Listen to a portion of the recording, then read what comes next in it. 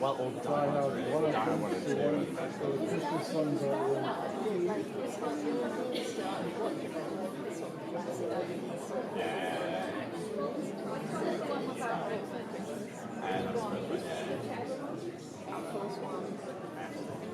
Con Air. No, we're talking about like cases. Oh, okay. So it's starting in Die Hard at Christmas time, and then like in January when you're not really doing much, but you think about what's like classic to me is like How was like?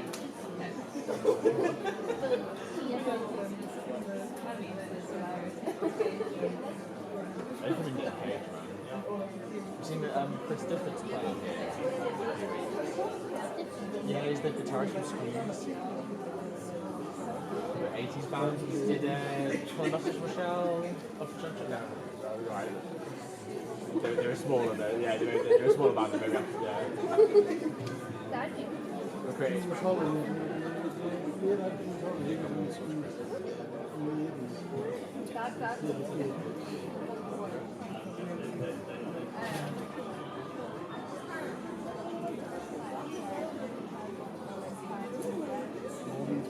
Oh yes. £1.95 and then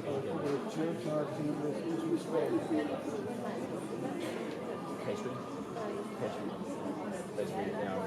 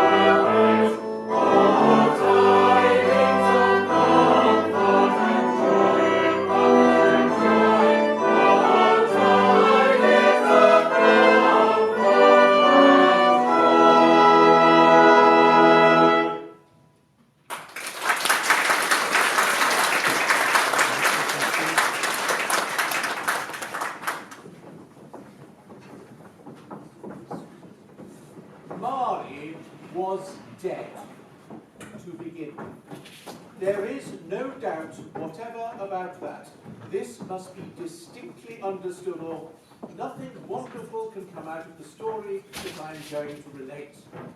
The register of his burial was signed by the clergyman, the clerk, the undertaker, and the chief mourner. Scrooge signed it. Scrooge and he were partners for, I don't know how many years. Scrooge was his sole executor, his sole administrator, his sole assign, his sole residuary legatee, his sole friend, and sole mourner. Oh, but he was a tight-fisted, hand-at-the-grindstone Scrooge.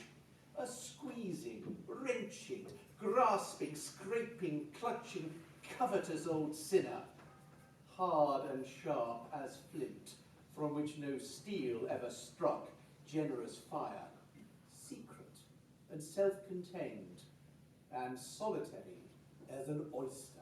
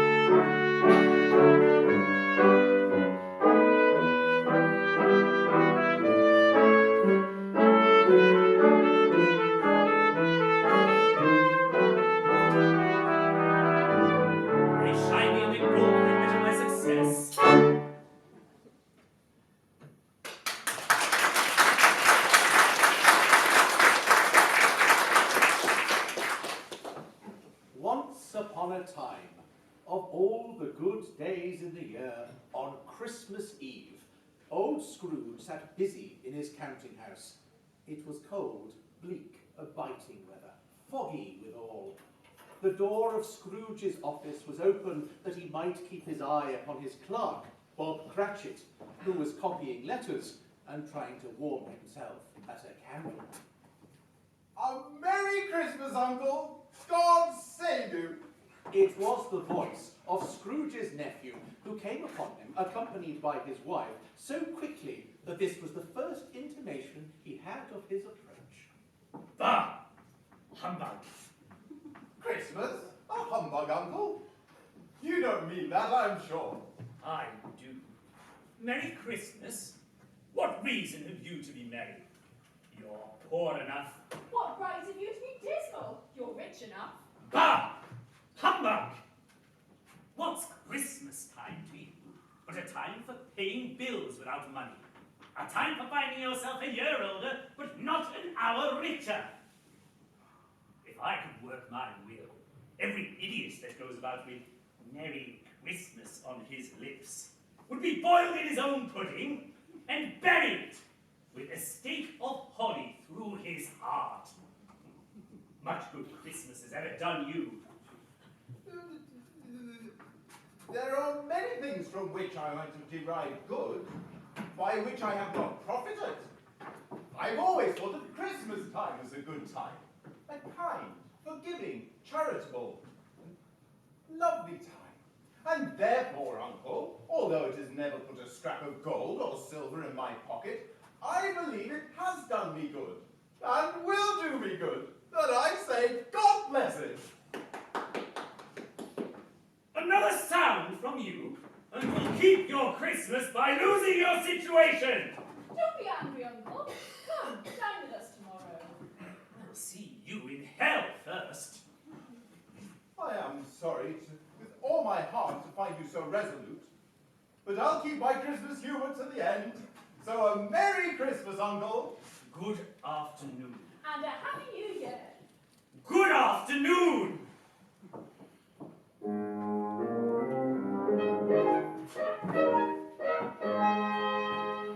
There once was a man, and his favourite phrase,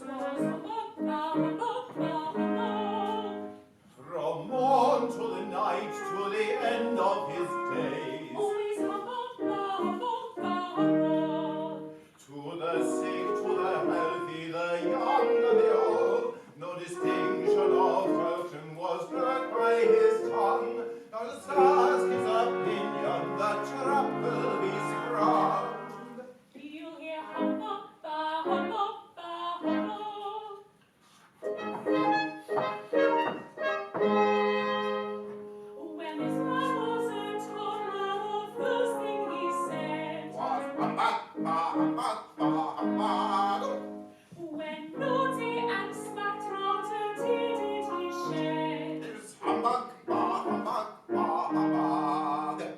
When at school he was always the king of debate. Whatever the subject, he'd rise to the bait. With a sigh and a shake of his head he would state, It's humbug, bah, humbug, bah, humbug.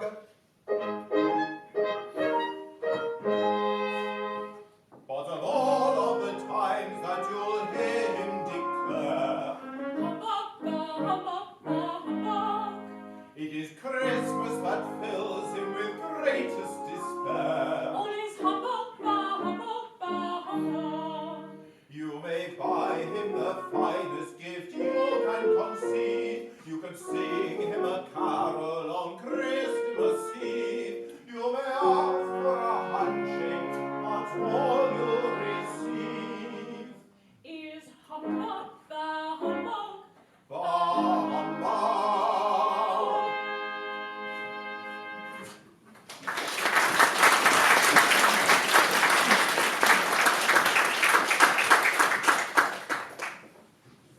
Scrooge's clerk, Bob Cratchit, in letting Scrooge's visitors out, had let two other people in. They were kindly persons, pleasant to behold, and now stood in Scrooge's office. They had books and papers in their hands, and bowed to him. Good afternoon. At this festive season of the year, Mr. Scrooge, it is more than usually necessary that we make some slight provision for the poor and destitute. There are hundreds of thousands in want of common comforts, sir. Are there no prisons? Plenty of prisons. And the workhouses? Are they still in operation? They are. I wish I could say they were not. Oh. From what you had said at first, I thought that something had occurred to stop them in their useful course. I'm very glad to hear it.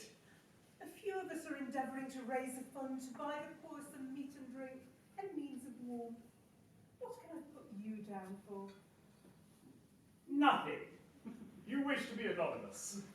I wish to be left alone. I help to support the establishments I have mentioned, and they cost enough.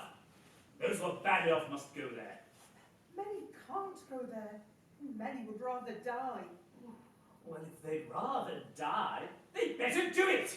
and decrease the surplus population. Good afternoon.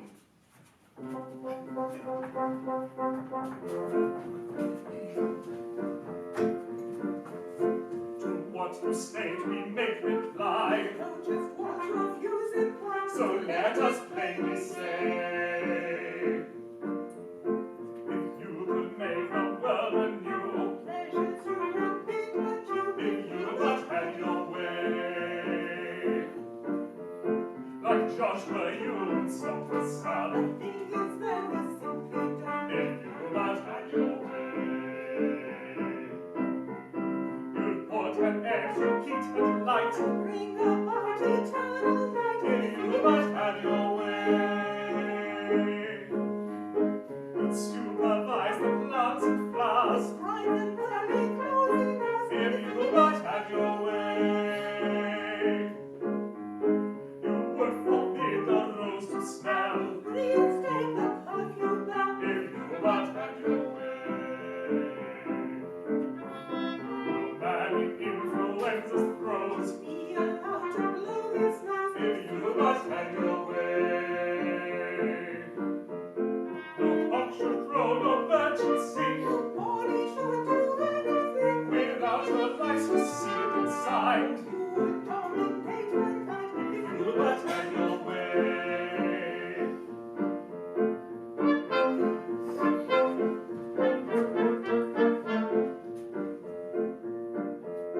I was not by some freak of earth consulted at the planet's birth, though idle watched them say. Had I been on creation seen, a great improvement there had been if I but had my way. But somehow I was clean forgot, that's why they make things piping hot and do the hyper pay. Tax me up and tax me down, you tax the country, tax the town, if you but had your way. You tax me here and tax me by, and send the rainbows through the sky, and cry, hooray, hooray. And what becomes of industry upon whose shoulders this must be, neither know nor care. I only know a surer shot who pays his way and pays his lot, the lot will have to bear. I only know your lack of sense is inconceivably immense, and now I hope you plainly see that you are bigger fools than me. Get upon your way. Out! Out! Immediately! Good afternoon!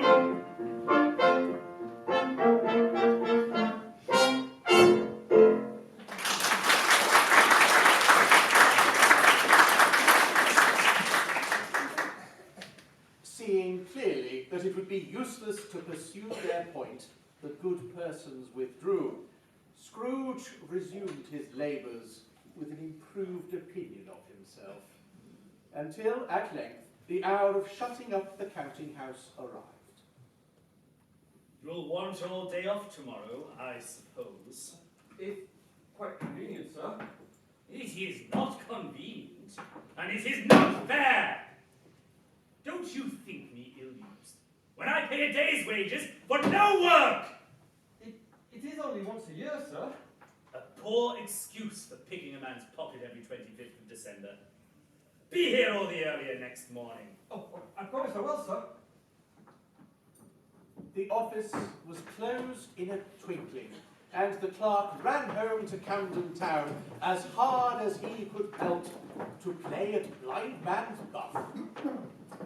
Scrooge took his melancholy dinner in his usual melancholy tavern, and went home to his gloomy suite of rooms.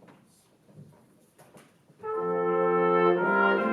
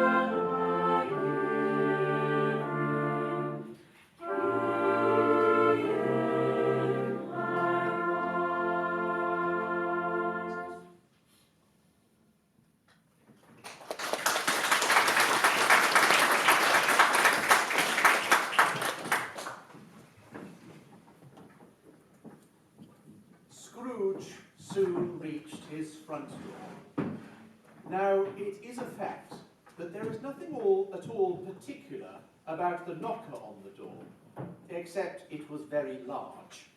And yet Scrooge saw not a knocker, but Marley's face. It had a dismal light about it, like a bad lobster in a dark cellar.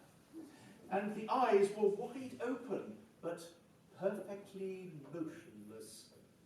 As Scrooge looked fixedly at this phenomenon, it was a knocker again.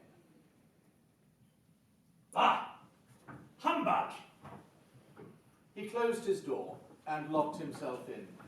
He put on his dressing gown and slippers and his nightgown and sat down before the fire to take his gruel. His glance happened to rest upon a bell that hung in the room. As he looked, he saw this bell begin to swing. It soon rang out loudly, and so did every bell in the house, succeeded by a clanking noise, deep down below, coming up the stairs, straight towards the door. It's Humbug still! I don't believe it! His colour changed, though, when, without a pause, it came on through the heavy door and passed into the room before his eyes. Upon its coming in, the dying flame leaped up as though it cried, "I know him! Marley's ghost!"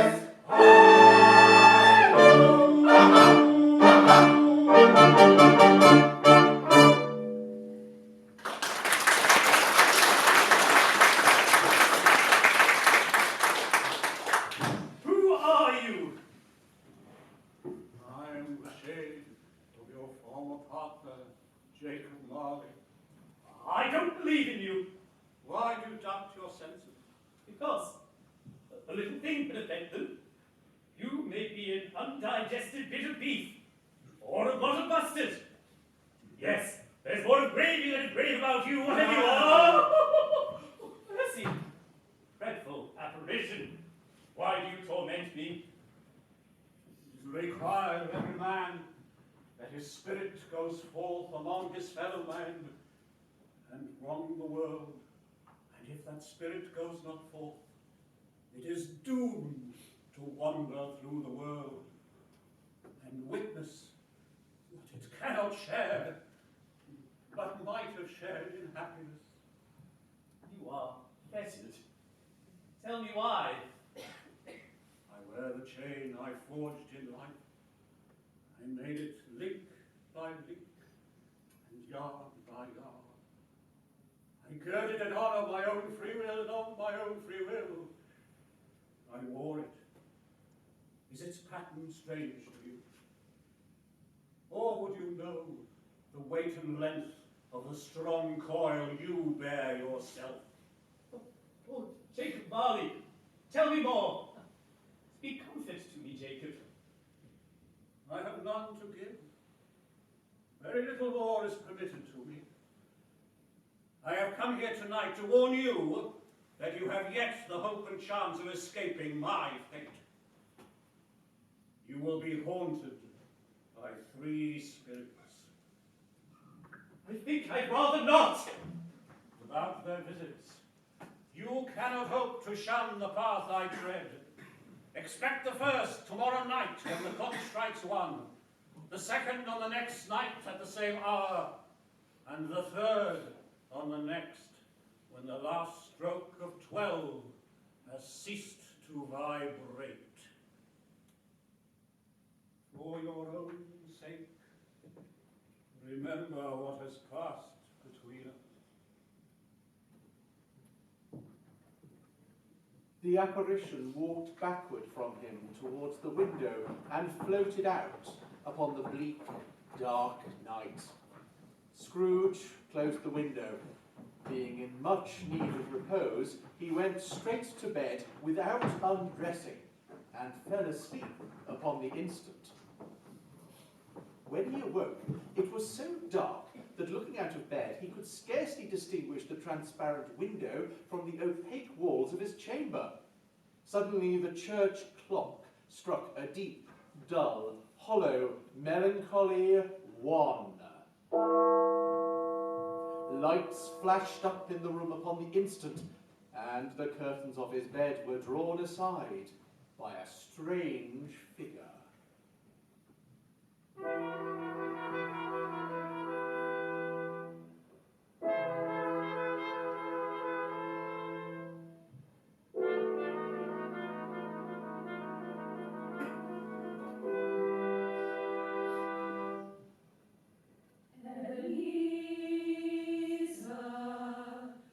From my fitful slumber, thou art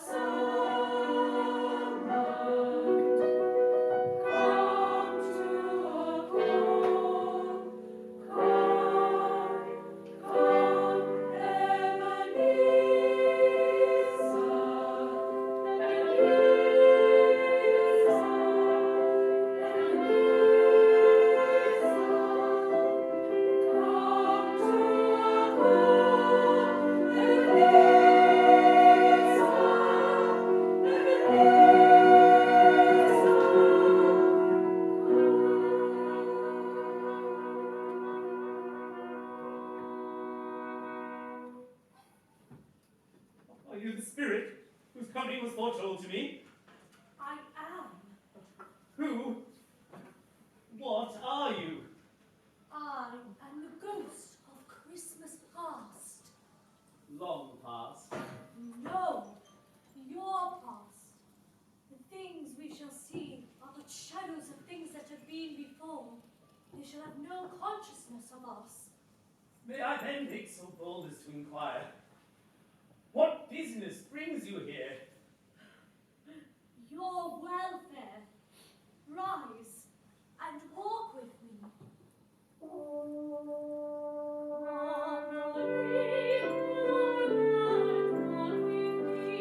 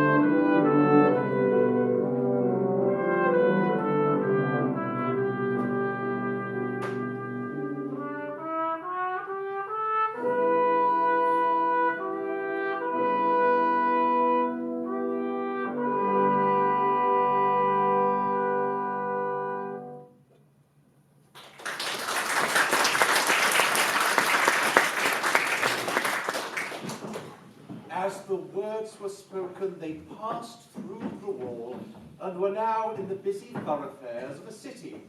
It was made plain enough by the dressings of the shops that here too it was Christmas time again.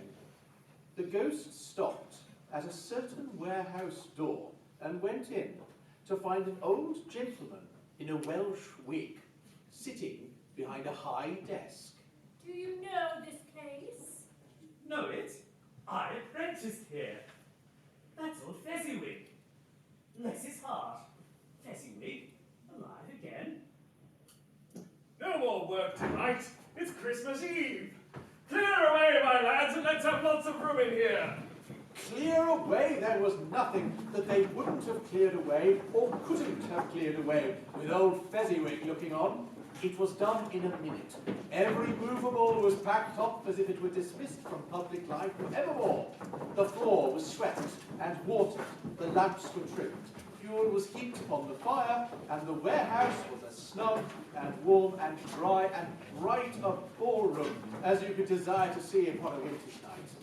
In came a fiddler and a flautist with a music book, and in came all the young men and women employed in the business. There were dances, and there were forfeits, and more dances, and there was cake, and there was negus, and there was a great piece of cold roast, and there were mince pies, and plenty of beer.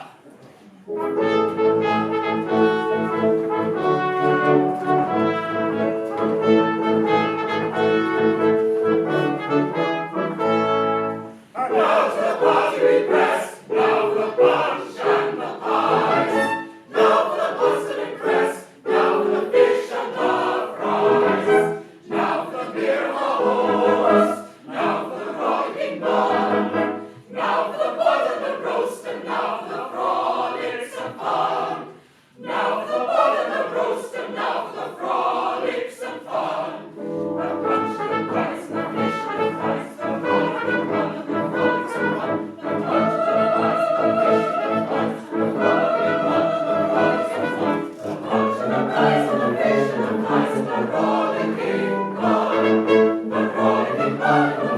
and fun.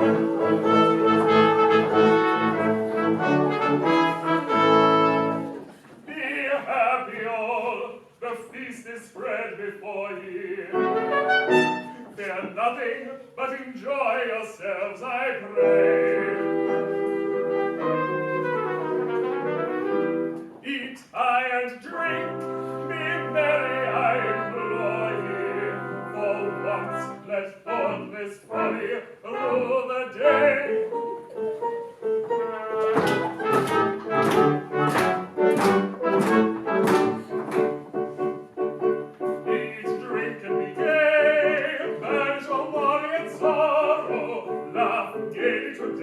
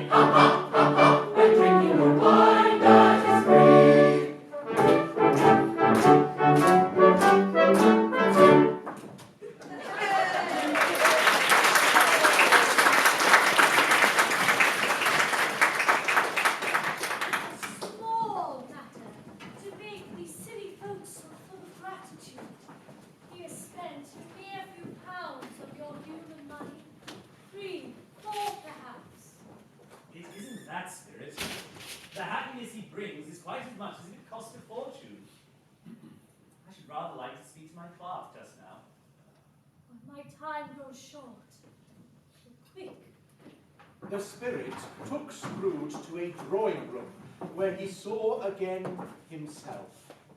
His face had not the harsh and rigid lines of later years, but it had begun to wear the signs of care and avarice.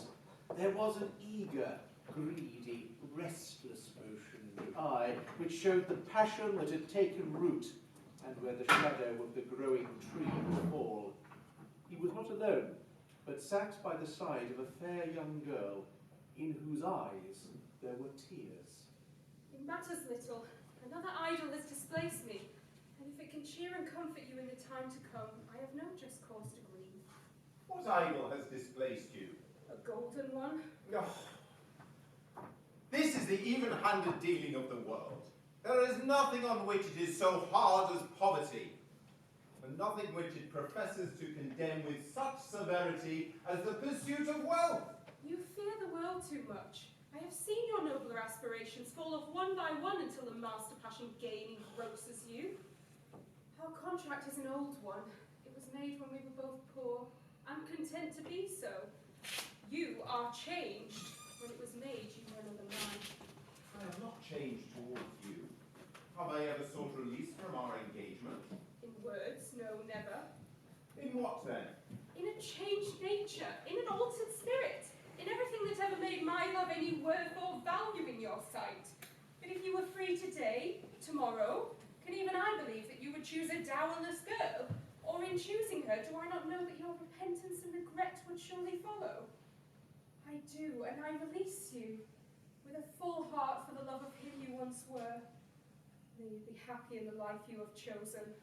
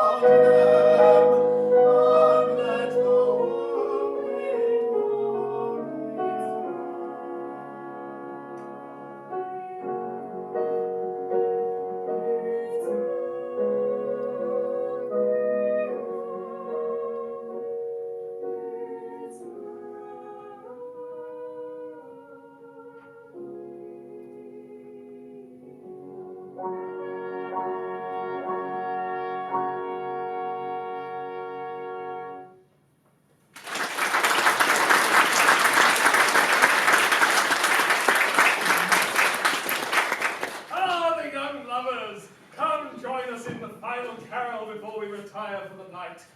What shall it be? Shall we sing Ding Dong Merrily? Ding dong merrily, so it shall be.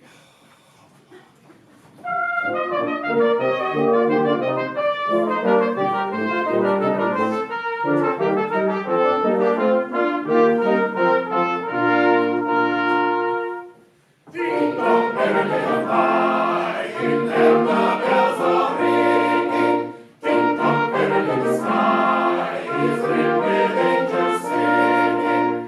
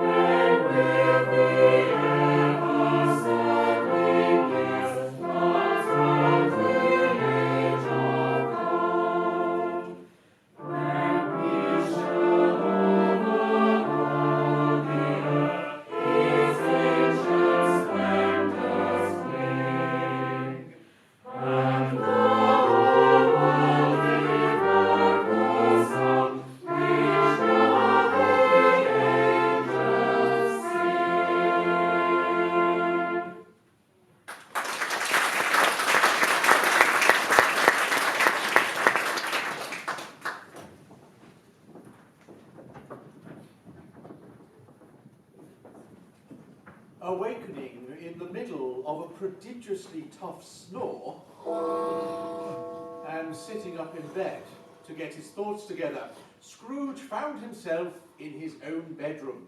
There was no doubt about that. But it and his own adjoining sitting room, into which he now shuffled in his slippers, had undergone a surprising transformation.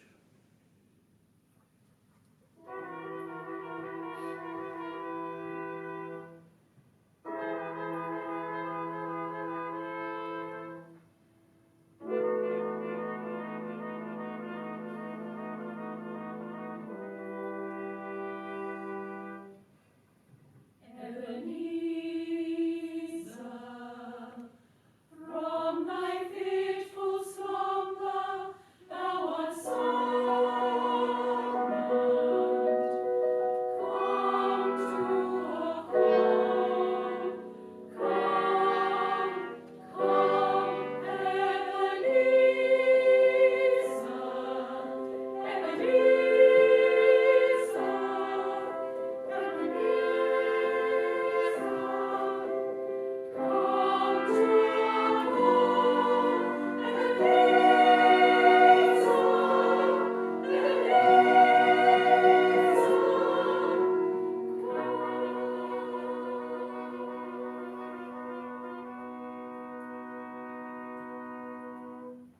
A great light was there, and the walls and ceiling were so hung with living green that it looked a perfect grove.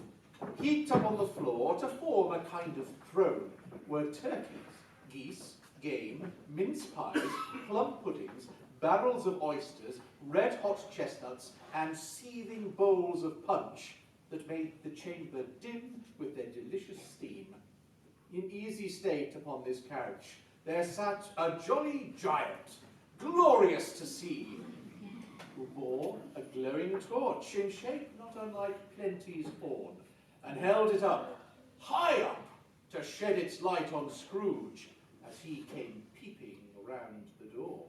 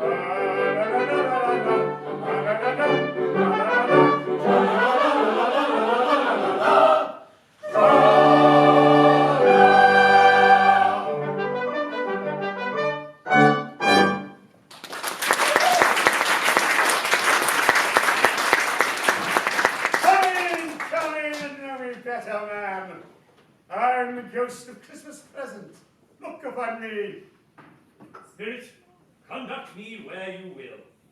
I went forth last night on compulsion and learned a lesson which is working now. Tonight, if you ought to teach me, let me profit by it. Touch my robe. The room and its contents vanished instantly, and they stood in the city streets upon a snowy Christmas morning. The poulterers' shops were still half open, and the fruiterers were radiant in their glory. In the grocers, the blended scents of tea and coffee were so grateful to the nose The raisins were so plentiful and rare, the almonds so extremely white, the candied fruits so caked and spotted with molten sugar as to make the coldest onlookers feel faint and subsequently bilious. In fact, everything was good to eat, and in its Christmas dress. Perhaps it was his own kind, generous, hearty nature and his sympathy with all poor men that led the good spirit straight to Scrooge's clerks. For there he went and took Scrooge with him, holding to his robe. And on the threshold of the door, the spirit smiled and stopped to bless Bob Cratchit's dwelling with a sprinkling of his torch. Mama, we've been outside the baker's. Stop the goose and it was ours. We knew it. Well, whatever has got your precious father then? And your brother Tiny Tim? And Martha went as late last Christmas Eve by half an hour.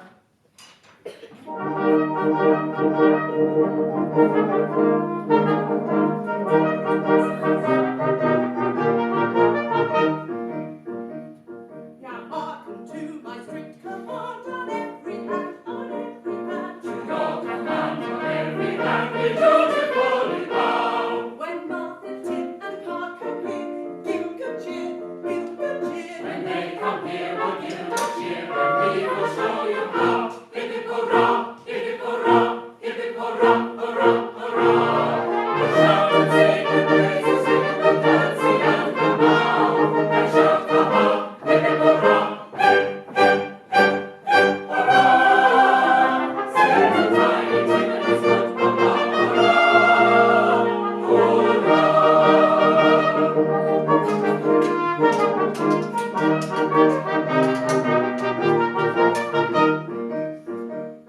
But if they miss our Christmas time, now boo they cry, now boo they cry. Now boo they cry, it's Christmas time, as sure as quarter day. If that's it when the goose we carve, we'll let them starve, we'll let them starve. The goose we carve and let them starve, and this is what we'll say. Hip hip hurrah, hip hip hurrah, hip hip hurrah, hurrah, hurrah. We'll sing along a Christmas song in your familiar way. And shout the ho, hip hip hurrah, hip hip hip hip hurrah. Everybody take your back, papa, hurrah,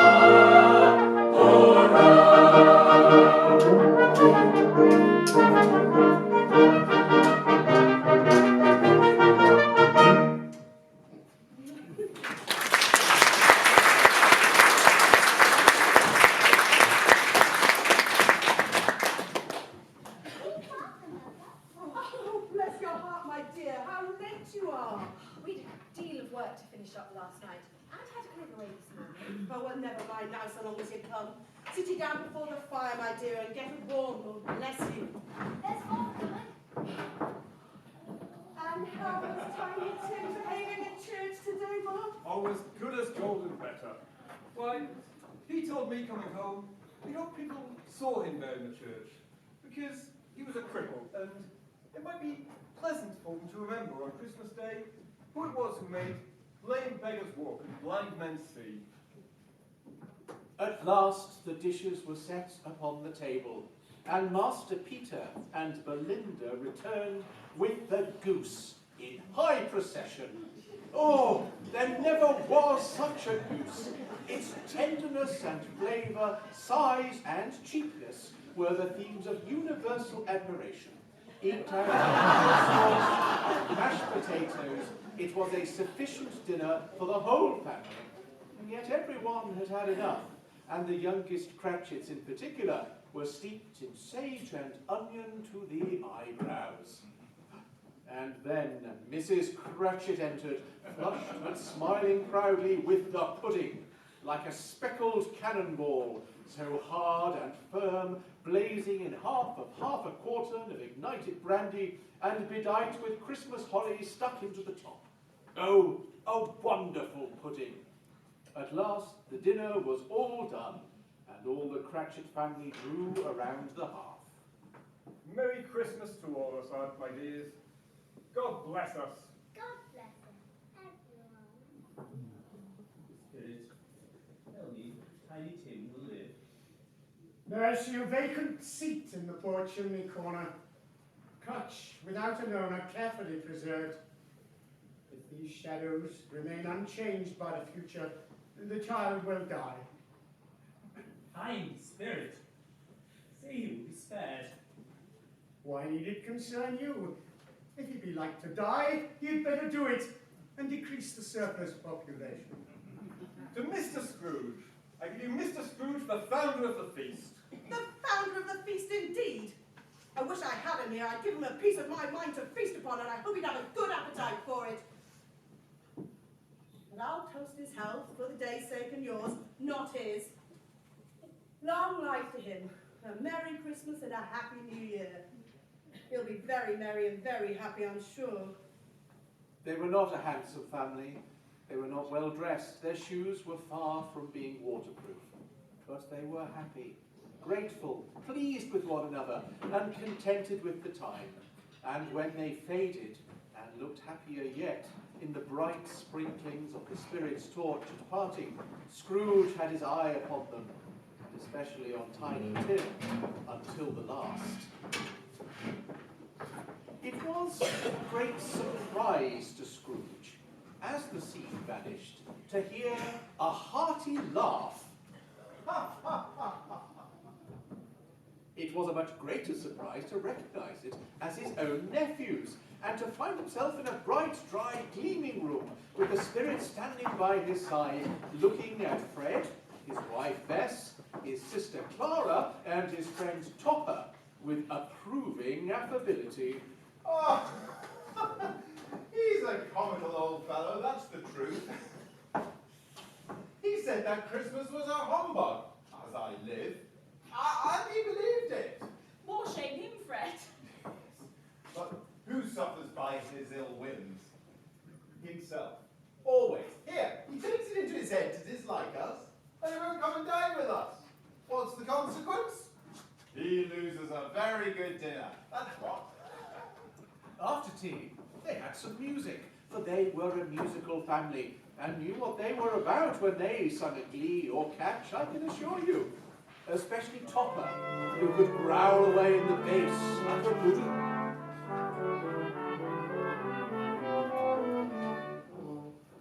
When the budding bloom of May paints the hedgerows red and white, gather then your garlands gay, as was made for man's delight. May is bright, time, June is late, Seize the daytime,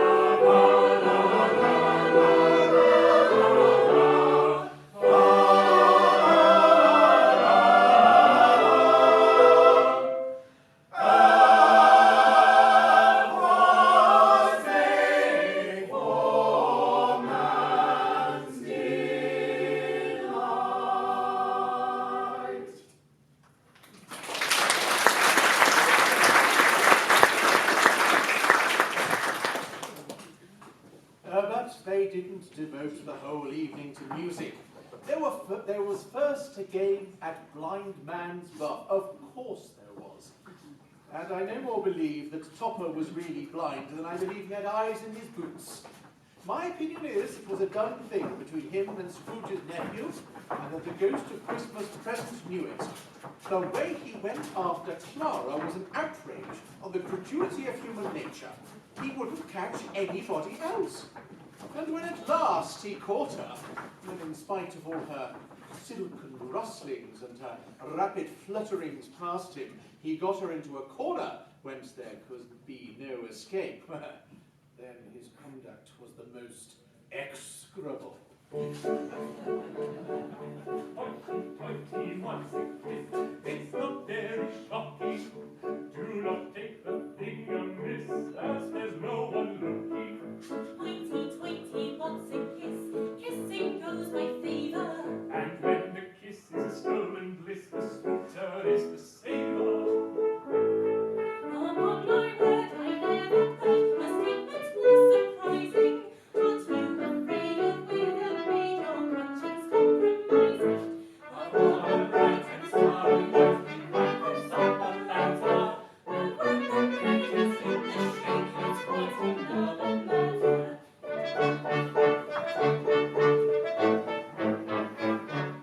Hoity-toity, who's afraid when there's no one looking? I could never resist a maid when she shows the stocking. Hoity-toity, mammy, mum, hast thou been a-drinking? My joy has come from the Isle of Rum, and it's what I've been thinking. Upon my word, I never heard a statement more surprising. I think we both should take an oath with frivolity for swearing. Oh, this count, don't miss this time, it's so shit to clatter. There's none to see, so what will be, and that's what's the matter.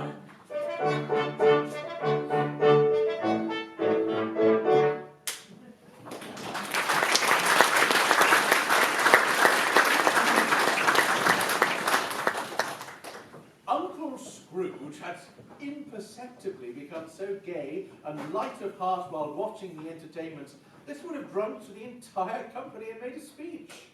But the whole scene passed off, and he and the spirit were again upon their travels. Far they went, and much they saw, and many homes they visited, but always with a happy end. It was a long night, if indeed it was only one night. It was strange, too, that while Scrooge remained unaltered in his outward form, the ghost grew older, clearly older. Are spirits' lives so short? My life upon the globe is very brief. It ends tonight. Tonight at midnight. The time is drawing near. Spirit, forgive me if I am not justified in what I ask, but I see something strange and not belonging to yourself.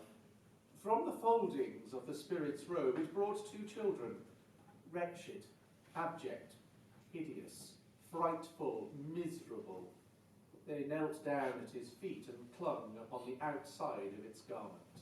Spirit, are they yours? They are man's.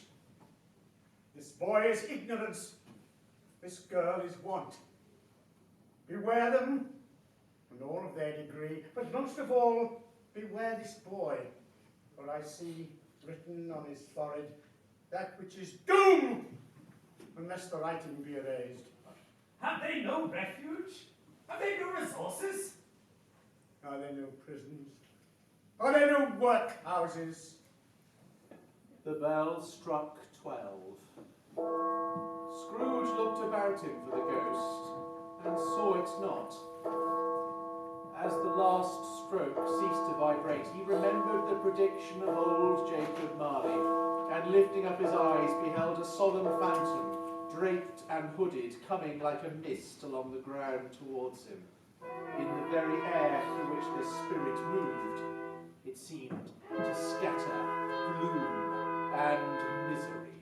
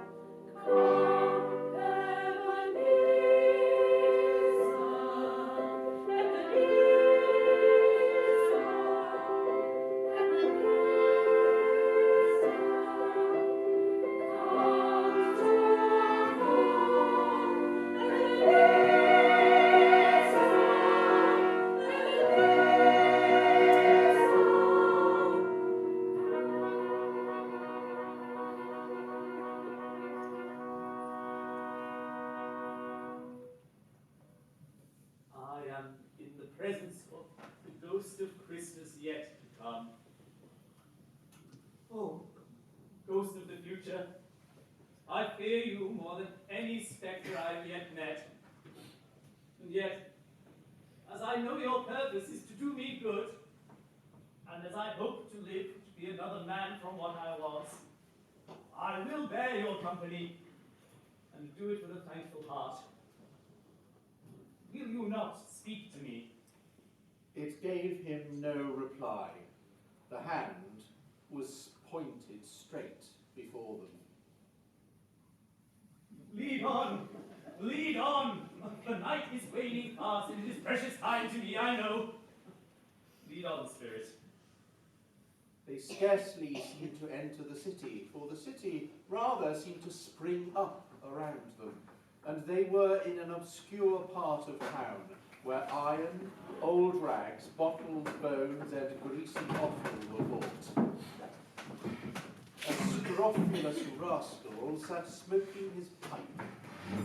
Scrooge and the Phantom came into the presence of this man, just as a woman with a heavy bundle slunk into the shop.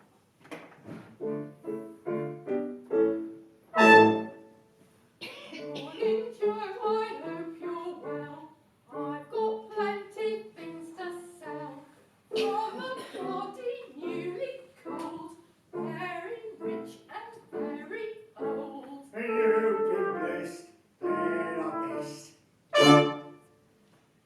He was quite a wicked screw, hoarded money as they do, and no family all alone, shrunk to naught but skin and bone. All the same, such a shame. Though his gown was patched and torn, though his shoes were cold and worn, though a fortune he did save, for he went unto the grave. Bring 'em here, let me peer. Take it from the dead and thieving, who needs cash when you departed? Lonely folks with no one grieving, makes us feel so tender-hearted. What we do is hardly stealing, we are not bereft of feeling, so is what we're dealing. There's no room In a tomb. Take that bundle off your back, let me look inside your back. Blankets, candle, put a mug, rather fancy bedroom rug. Don't complain of clean stain.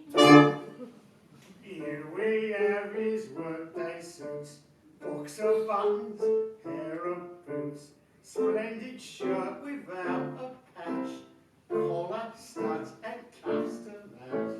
Off his back, in my sack. Sheets and towels are right in case, sugar tongs, some antique lace, silver teaspoons, hardly scratched, curtains with the rings attached. Down they came, it's no shame, taken from the dead and thieving. Who needs cash when you departed? Lonely folks with no one grieving, makes us feel so broken-hearted. All we do is hardly stealing, we are not bereft of feeling, circumstance is what we're dealing. There's no room In a tomb. all we do is hardly stealing, we are not bereft of feeling, circumstance is what we're dealing. There's no room in a tomb.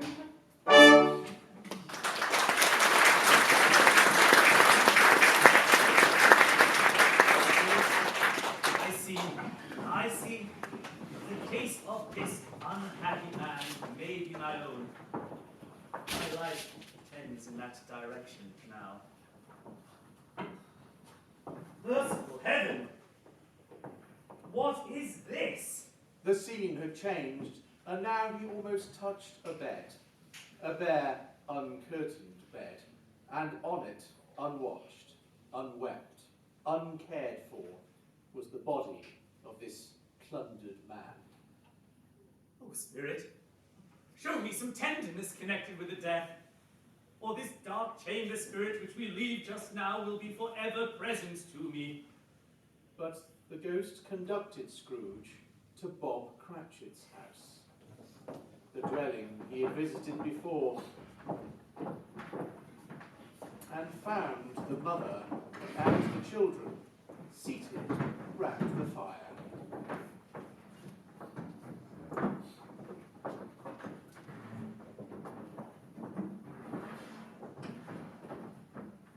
Quiet, very quiet. Belinda was still as a statue in one corner and sat looking up at Peter, who had a Bible before him. The mother and her daughter were engaged in sewing. But where was Tiny Tim?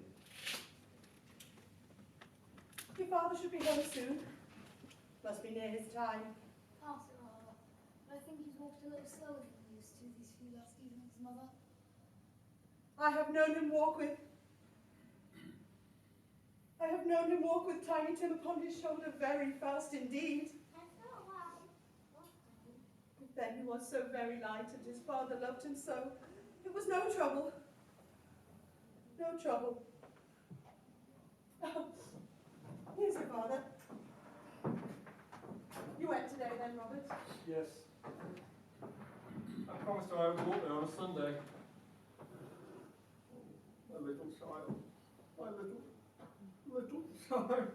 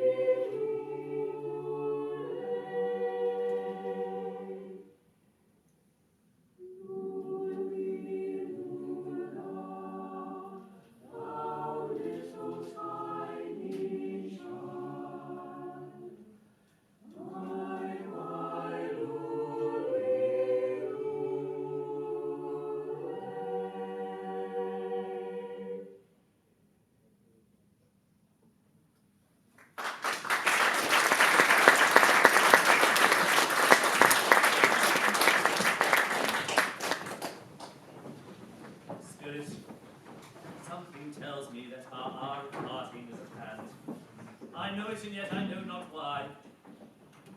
Tell me, who was that man who lay dead upon the bed?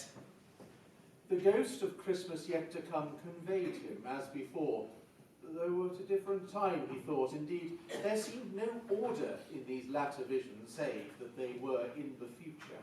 into the resorts of businessmen, but showed him not himself. The court through which we hurry is where my place of occupation is, and has been for some time. I see the house. Show me what I will be in days to come. The spirit stopped. The hand was pointed elsewhere. The house is yonder. Why do you point away? He joined it once again, and wondering why and whither he had gone, accompanied it until they reached an iron gate, a churchyard. Here, then, the wretched man whose name he now had to learn lay underneath the ground. The spirit stood among the graves and pointed down to one. Spirit, before I draw closer to the stone to which you point, answer me one question. Are these the shadows of things that will be, or the shadows of things that may be, only? Still the ghost pointed downwards to the grave by which it stood. Scrooge crept towards it, trembling as he went, and following the finger, read upon the stone of the neglected grave his own name, Ebenezer Scrooge. Am I the man that lay upon the bed? No, Spirit, no, I am not the man I was. I will honor Christmas and hold it in my heart all the year. I will live in the past, the present, and the future. The spirit of all three shall strive within me. I will not shut out the lessons they teach. Tell me that I may sponge away the writing on this stone. In his agony, he caught at the spectral hand. It sought to free itself, but he was strong in his entreaty and detained it. The spirit, stronger yet, repulsed him. Holding up his hands in a last prayer to have his fate reversed, he saw an alteration in the phantom's hood and dress. It shrunk, collapsed, and dwindled down into a bedpost. Yes, and the bedpost was his own. The bed was his own, the room was his own. Best and happiest of all, the time before him was his own, to make amends in. I will live in the past, the present, and the future. For the spirits of all three shall strive within me. Oh, Jacob Marley, heaven and the Christmas time be praised for this. I say it on my knees, old Jacob, on my knees. I've learned my lesson well.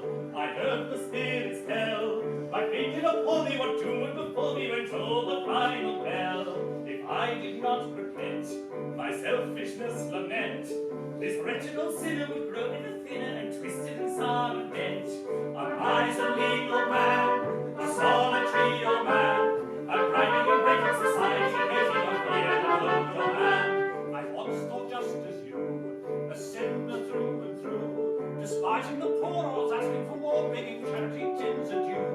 But when I lay dead, stretched out upon my bed, my ghost life has toughened my soul and the suffer with the books and chains of lead. A miserable old ghost, a sorry and shame old ghost, a suffering very prison sharing a full of regret old ghost. Conceive me if you can, a sociable old man, a tolerant type always smoking a pipe with a pint of black and tan. A miserable old man, a carol and kicks old man, a cheerily chatting small children, a patting a friend to the world old man, a climbing and holly old man, a tummy and jolly old man, an incense and burning, a happy new yearing, and all anxiety old man, a carols and cakes old man, a turkey and stuffing old man, an incense and burning, a happy new yearing, and all anxiety old man. Conceive me if you can, a generous kind old man, a charity giving, a virtuous living, a totally changed old man. Conceive me if you can, a generous kind old man, a charity giving, a virtuous living, a totally changed old man.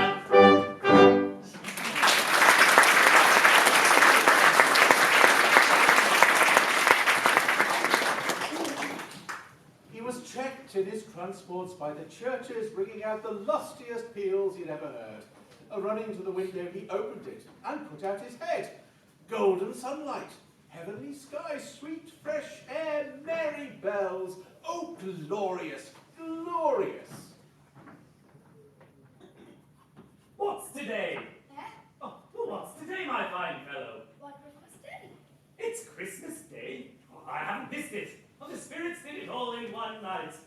Now, my fine fellow, do you know the poulterers down the next street? I should hope I did. An intelligent lad, a remarkable lad. Do you know if they've sold the prize turkey that is hanging there? It's hanging there now. Is it? Then go and buy it. Bring it back here and I'll give you a shilling. Bring it back in less than 5 minutes and I'll give you half a crown. Or I'll send it to Bob Cratchit's. He shan't know who sends it. It's twice the size of tiny tin. Scrooge chuckled as he recompensed the boy, and chuckled even more as he paid for the turkey and a cab to Camden Town. He then dressed himself in his best, and at last got out into the streets.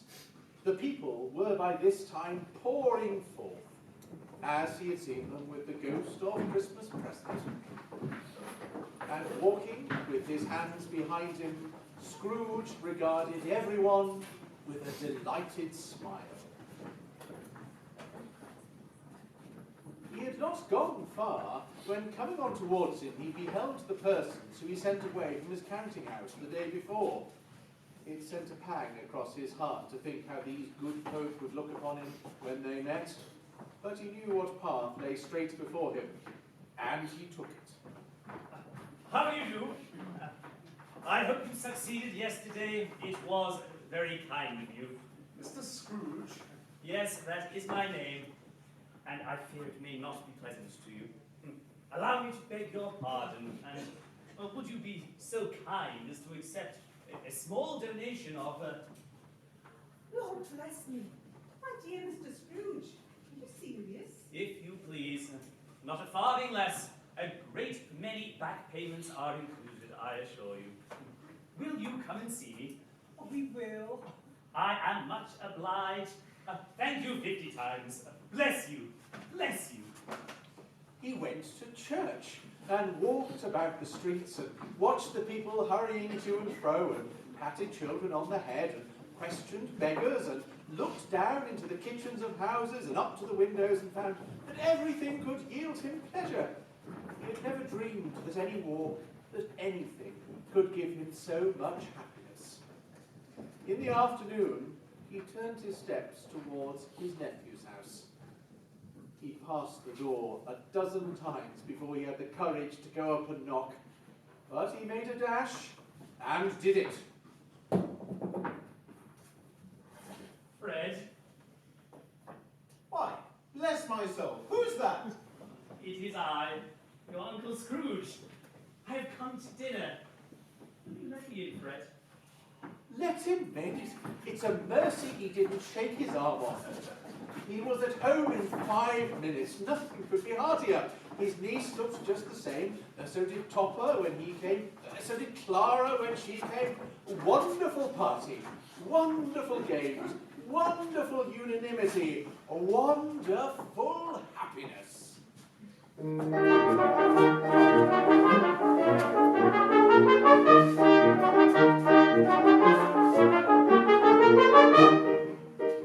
Uncle Scrooge has changed direction, Uncle Scrooge has changed his ways. We embrace him with affection on this day of awful day. Let us drink to love and missing, let us drink to those one here. Let us drink to reminiscing, let us drink to Christmas cheer. Let us drink to reminiscing, let us drink to Christmas cheer.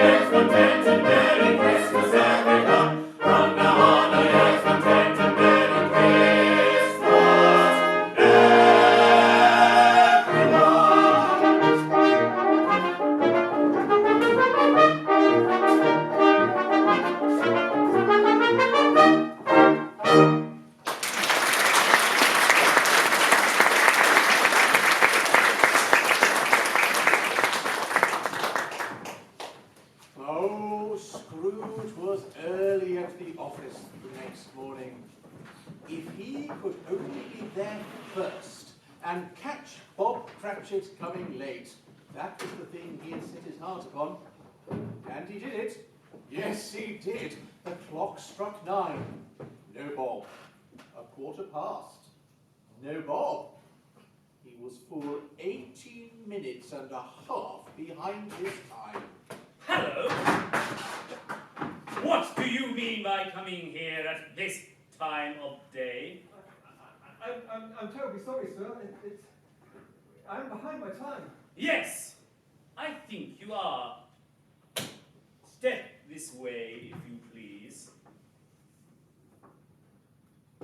Now, I'm not going to stand for this sort of thing any longer.